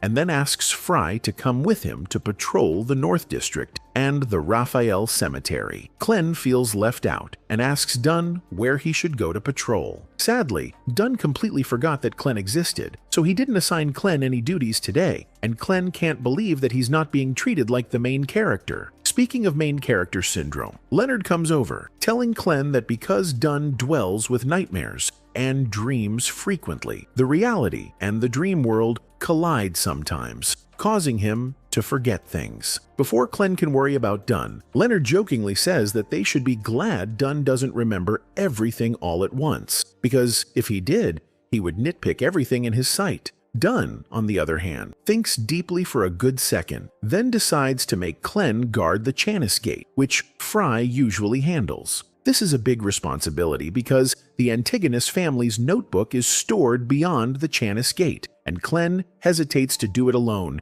as he doesn't think of himself as competent enough. Dunn, however, thinks he'll do just fine because nothing bad ever happens at their headquarters. Besides, Leonard and Royale will also be at headquarters, so if anything happens, they will have his back. But Dunn does warn Clen that no matter what happens or what he hears, he should never open the Chanis Gate, unless, of course, it opens from within first. Hearing this warning, Clen loses all confidence in himself, so Dunn encourages him, reminding him that he's been a Nighthawk for over 2 months now, and so he's a big boy now. Dunn also gives Clen the task of writing a monthly report to the Holy Cathedral for his evaluation, and makes it clear that it should be more than 10,000 words. Now this is what's worse than guarding the Chanis Gate. Anyway, Clen heads to Dunn's office that's situated to the left of the Chanis Gate, and there, he decides to write the report first when suddenly he hears a loud thumping noise coming from outside. It doesn't take him too long to realize that it's the Chanis Gate where the noise is coming from, and before Clen can do anything about it, the gate slowly and menacingly opens from the inside. As a hand peeks out, Clen points his revolver at it, ready to deal with whatever it is. It's revealed that the hand Clen is seeing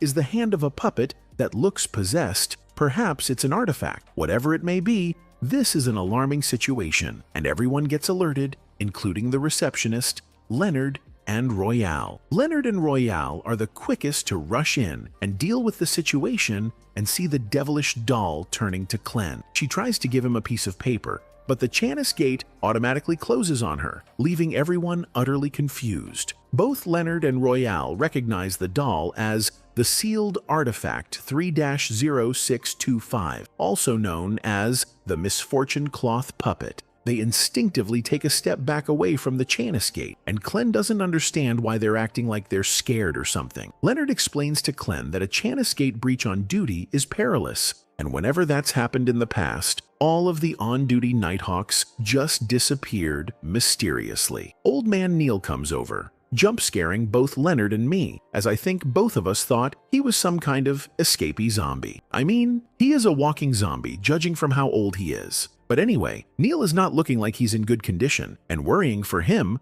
Clen asks him what's wrong, and Neil replies honestly, stating that he's constipated. He mentions doing a ritual magic, begging the Evernight goddess to smoothen his bowels, but she hasn't answered his prayers yet. Well, good news for him, the goddess has just answered his prayers, and so the old man rushes off to the restroom. Meanwhile, Leonard checks for any anomalies, and after finding out that nothing's unusual, he assures Clen that he won't get in any trouble. But the big question is why the Misfortune Cloth Puppet tried to manipulate the guard to allow her to come out today, as it's been decades since she's shown any sign of life. Royale believes that the only explanation is that a newly added sealed artifact must have influenced it to do so. And you guessed it, the sealed artifact that was placed inside the Chanis Gate most recently is the Antigonus family's notebook. Later at home, Clen holds a meeting with his tarot club in his domain, and Justice, who was tasked with finding Emperor Rozel's diaries,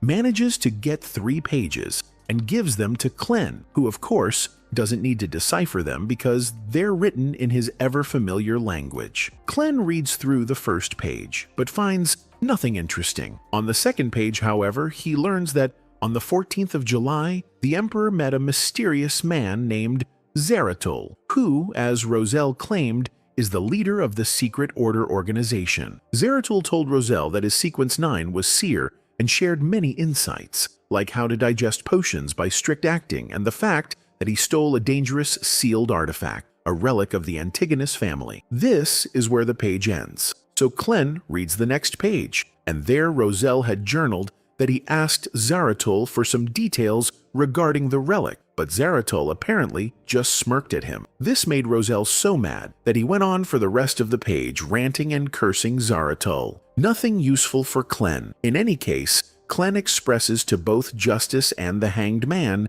that he is indeed satisfied reading the contents of Rozel's diary. Their insightful gossip begins, and Justice states that thanks to Clen's previous advice, she She's now seeing significant progress in her potion digestion, but she's growing impatient, so she asks Clen when exactly she'll be able to fully digest her Spectator Sequence 9 potion. Clen thankfully knows the answer, and he tells her that it might take her a month to 6 months, and Justice really appreciates it. She has no other questions, so the Hanged Man gets a chance to speak, and he informs Clen about hearing rumors that a Sequence 8 listener from the Aurora Order is searching for the true creator's holy residence. Unlike the myth of creation, where the original god, the creator, tore his entire body into pieces to create the universe, leading to his death, many secret organizations believe that the creator never truly died, and his core essence became the true creator. The Hanged Man has heard from several sources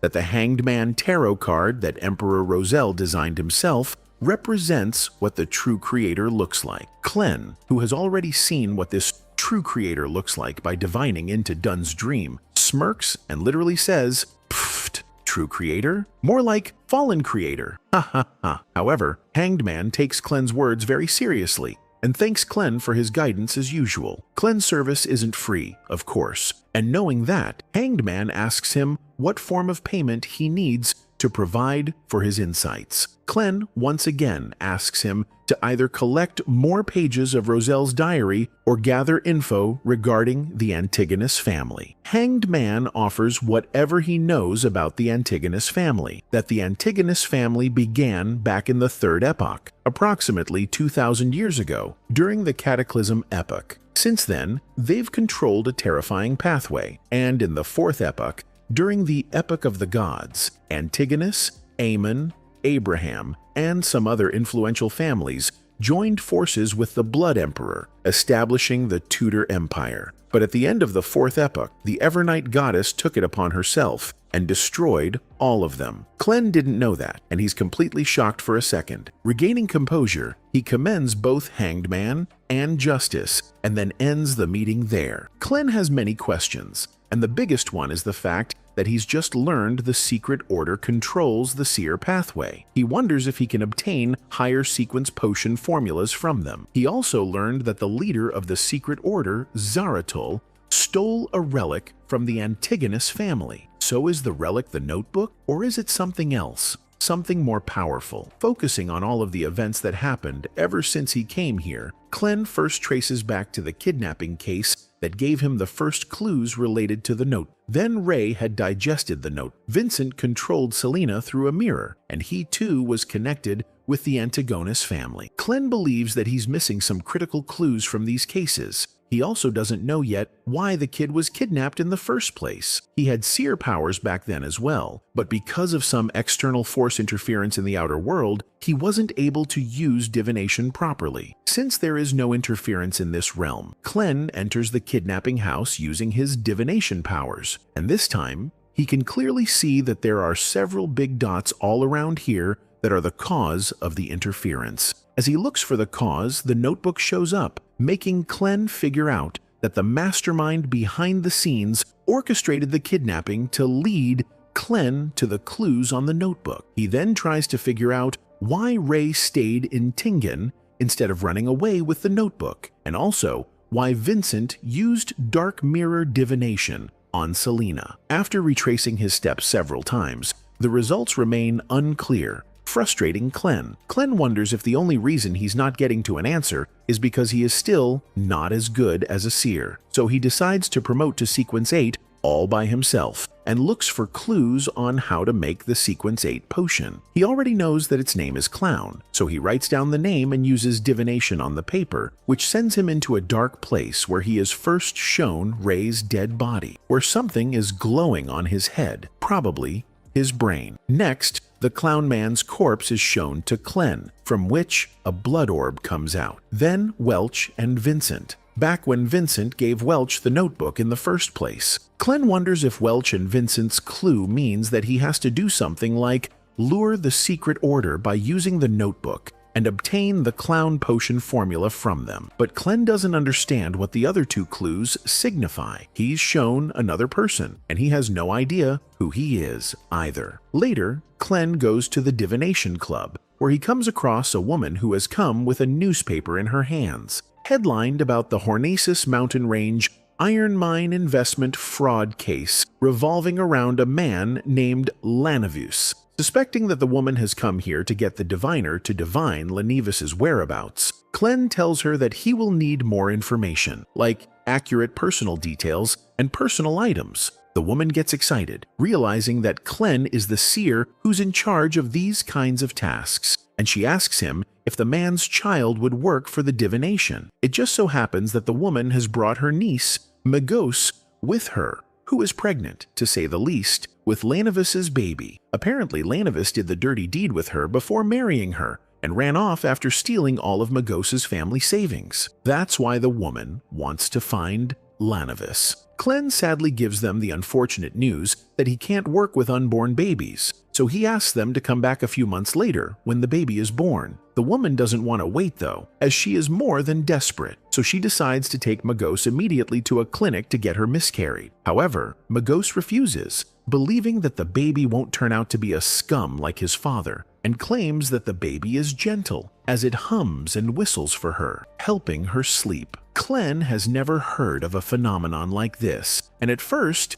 thinks that Magos has gotten completely out of her mind. In any case, both the ladies run out, having no luck here, and Klen doesn't meddle in further, since it's none of his business. The receptionist, Christina, asks Klen why he came here today instead of his regular schedule, and Klen explains that he's had a dream where he saw this bald fat bro standing nearby Vincent. He's drawn a sketch of that man and asks Christina if she's ever seen him. Christina takes a close look and vaguely recalls seeing this man arguing with Vincent a month ago. She becomes curious, asking Klen if he suspects that this man is connected to Vincent's death. Even if she meant it as a joke, Klen advises her not to take things so lightly, because a seer's dreams are mostly divine revelations. Hearing this gets Christina even more delighted, and she says that Klen's current investigation is just like what happened in a story from Miss Forz's novels. Apparently, Miss Forz is famous for writing detective stories,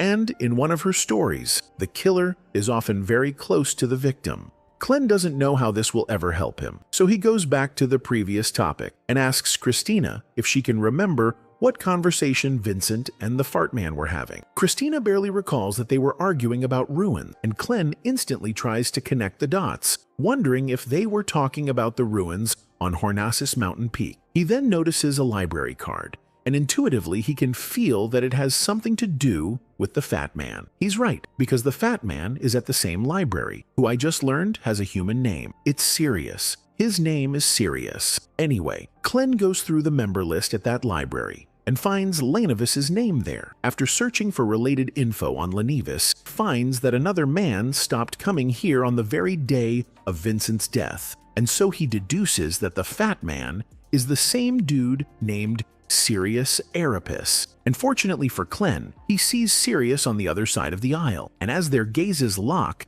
Sirius's shocked expression makes it clear that he realizes Klen means trouble. So Sirius makes a run for it, escaping by crashing through the window, and Klen follows, asking the librarian to call the police immediately. Klen then follows Sirius's blood trail, and as Sirius's Beyonder ability derails, he mutates like a monster. Klen fights with courage this time, and being the king of luck, he manages to take Sirius down with a single shot to the head. Using his seer vision, he inspects Sirius's corpse, and noticing that his spiritual body is starting to disappear, he uses his divination skill to find clues to the clown potion formula. This time, his divination shows Sirius writing the formula in the past while wearing a hanged giant bracelet. As he curiously uses divination on the hanged giant bracelet next, it brings him before the true creator. Klen knows from his prior experience that he shouldn't gaze upon a god again, so he doesn't turn around, and so he doesn't get punished.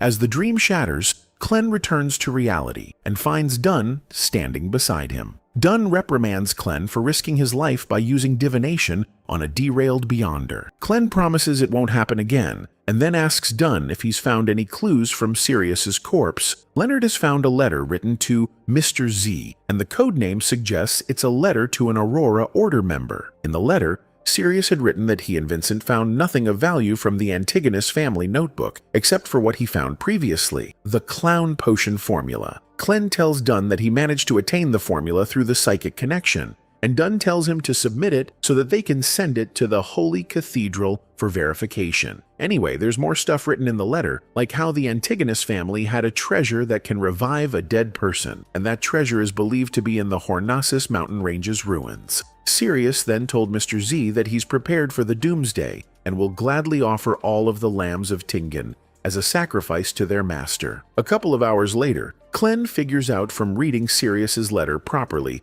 that the Antigonus family's bizarre and terrifying pathway that Emperor Roselle talked about is the Seer pathway. It starts to make sense to Clen why he's been hearing Hornasis ever since he took the Seer pathway, because those whispers are trying to lead him to the treasure sealed in the Hornasis mountain range's ruins. However, there's this other word, Phlegrea, he's been hearing as well, and there are no clues to what that word means. In any case, Clen wants to stay as far from this treasure as possible, because the notebook itself has already caused the death of many people. Clen goes through all of the events again from the very beginning and realizes that he's been getting involved in many serious, fateful encounters due to coincidences, and it makes him think that these aren't coincidences at all. There's a mastermind behind it all. The biggest coincidence of all is Clen being transmigrated into this body. So he writes down the words, the true reason behind Klein's suicide, and uses divination on it, but he doesn't see anything, and admits that divination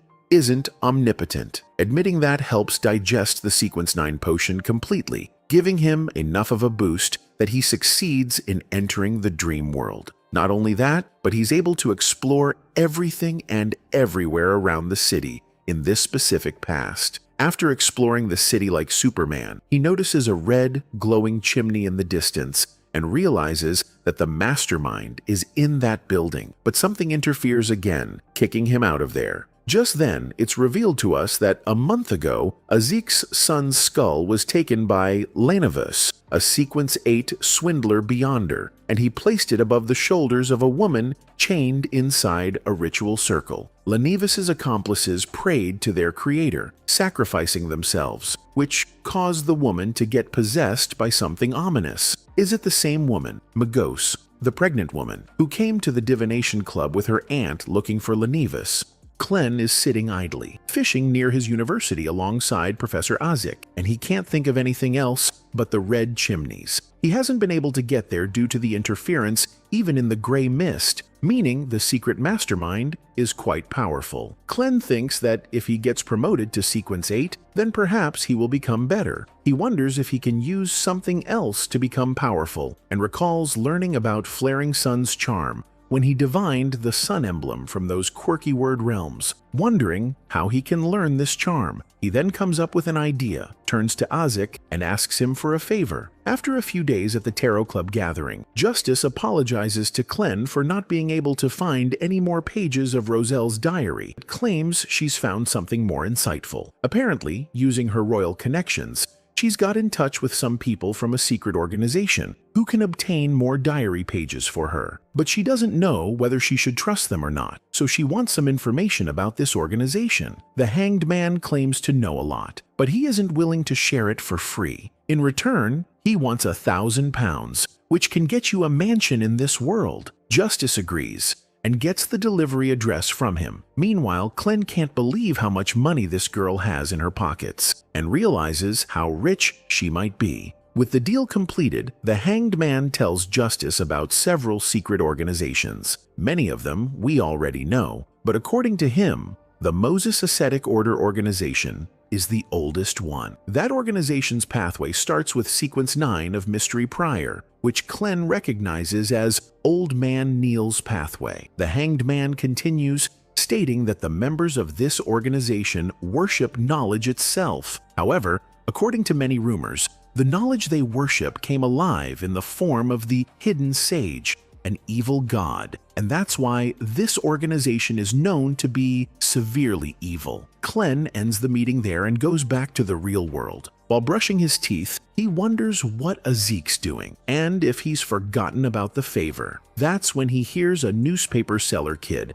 screaming about breaking news that there's been a purge targeting the devotees of the Evernight goddess. Getting interested, Clen comes down to buy a newspaper to learn the details when he runs into his siblings, who notice a gun and a cane. Melissa doesn't know details about Clen's job, so she's surprised that her brother, a history major, has a revolver with him. Clen explains that he's working for the police as a historical consultant, but doesn't bother elaborating further, and quickly leaves to avoid getting questioned. He then buys the newspaper and learns that at the dock area, followers of the Evernight goddess are being targeted by something paranormal, but there have been no casualties. Clen smiles, seeing this news, and states that this is Isaac's doing, hinting that this entire thing is related to the favor Clen asked from him. Clen then heads to the bar, where he finds Neil forcefully making Folan, a member of the mandated Punishers, hang out with him. Clen greets both of them, and the old man makes Clen drink with them as well. While gossiping, their conversation shifts to the breaking news, and Folan becomes pissed,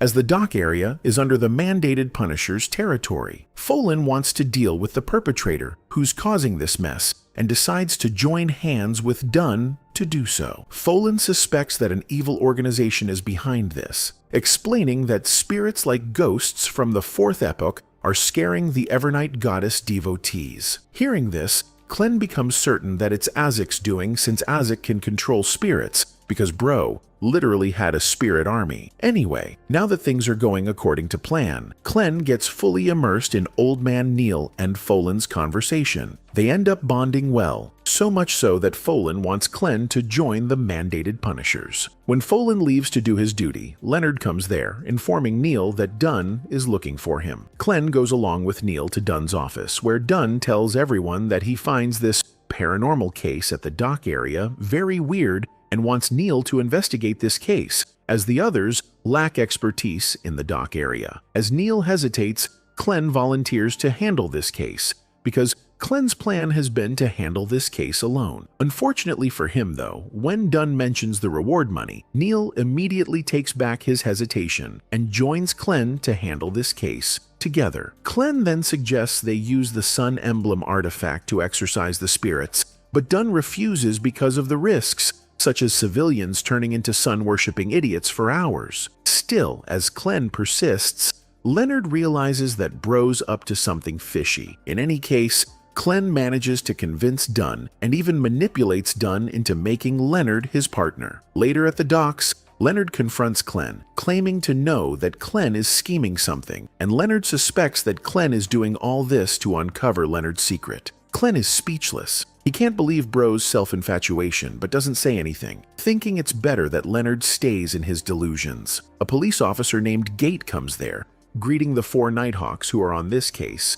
and then brings them to the place where multiple paranormal cases were reported. Many people are present there, and seeing Clen's group, they judge them, thinking that they are some stupid exorcists who charge the government thousands of pounds. Leonard plays along, telling the crowd that they are indeed exorcists, and are going to use holy water and garlic to exorcise the spirits. With the dumb crowd believing that these guys are professionals, they then enter the building where several spirits are lurking in the dark. The spirits go berserk seeing the Beyonders, and one even goes out of the building, scaring the crowd away from there. Old Man Neil immediately tells the police officer to go call for backup when he finds the police officer acting like a puppy. Many other civilians are possessed as well, and they too act like idiots, some jumping, others spamming Fortnite emotes. One of the spirits comes before Clen to hang out because they are on the same side, and this almost blows Clen's cover. Leonard gets irritated because there's a possessed man trying his best to kiss him. He is wearing the Sun Emblem artifact,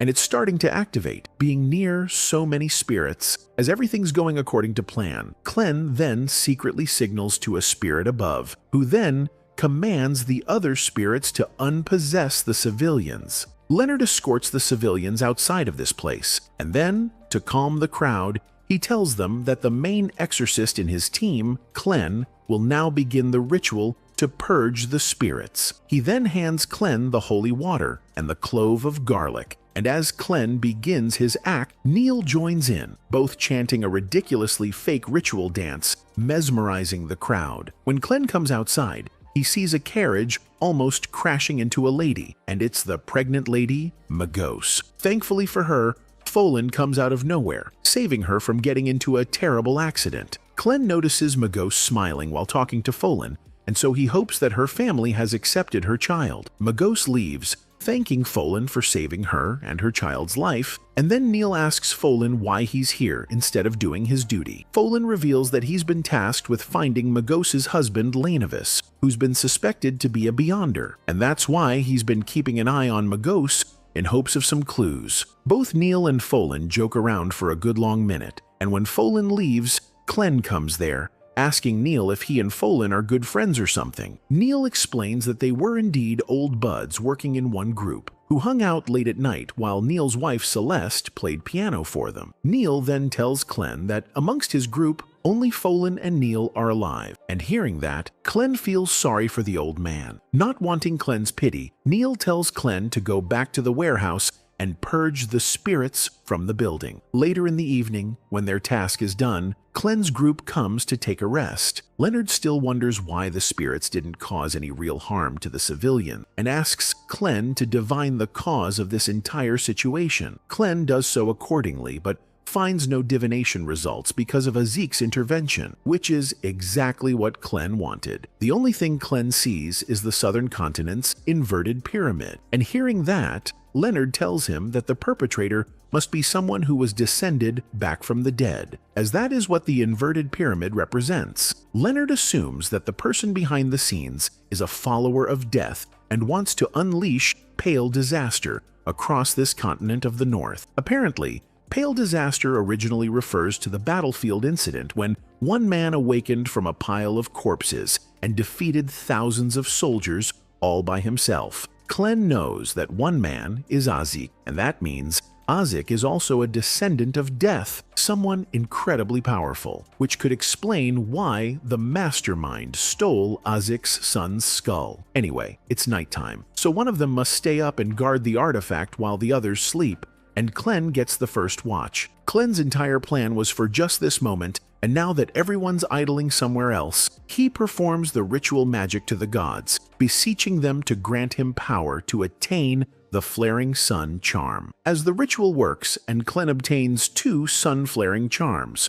Leonard, who's playing poker outside, senses that something unsettling is happening. A monster in the sea kills a man in a boat and then hits Clen's room in one of the ships at the docks, sensing Clen's aura that was emanating due to the ritual. Clen shoots the monster with his revolver, but it literally stops the bullets mid-air like Neo from the Matrix. Clen realizes that the monster must be a Beyonder that has derailed into this abomination, and he hopes that some cringy protagonist will come and save him. And he does. Judging by its strength, Leonard realizes that before this monster was derailed, it was at least at sequence 8. Because of how dangerous this situation is, Leonard tells Clen to get the sun emblem out of here. Clen accordingly gives the artifact to Kenley, who then runs away from there along with the other civilians who are being evacuated by Old Neil. Leonard engages in a tough battle with the mini-Godzilla from Temu, but fails to land a single decisive hit on it. In one fateful moment, the monster goes eye to eye with Neil, and it's as if they recognize each other. But the monster then continues fighting. Meanwhile, Clen was swinging upside down and around the ship amidst this chaos, and he manages to land a kick on the monster, sending it flying down. Neil uses this opportunity, using the Nocturnal Slumber card to restrict the monster from moving, and as it crashes down, an alcohol bottle from its body comes out, and it's Folan's alcohol bottle, making Neil realize that the monster is Folan, who has derailed. Wanting to send his friend to the afterlife himself, which is the least he can do, Neil shockingly kills his dear friend with his own hand. Neil then goes back home, playing Moonlight Sonata First Movement on his piano, mourning for Folan while Clen looks around his house. Clen wonders why Folan derailed out of nowhere. He begins to look around the room when he notices Neil's late wife's picture, the symbol of the bracelet she's wearing, their marriage rings that are on top of the table, and Folan's alcohol bottle's symbol make Clen realize something crucial as the music gets more and more aggressive. As the song comes to an end, Clen goes upstairs, trying to calm himself. He suspects that Folan's Beyonder derailment is related to the notebook and the mastermind behind the scenes. He trembles, wondering if every single member of the Nighthawks will have to suffer the same fate. The only way to tackle this situation is to attain stronger beyonder powers and have better self-control. He's already obtained 2 Sunflare charms that he believes will help him greatly in the future. So, he thinks it's now time to get himself promoted to Sequence 8.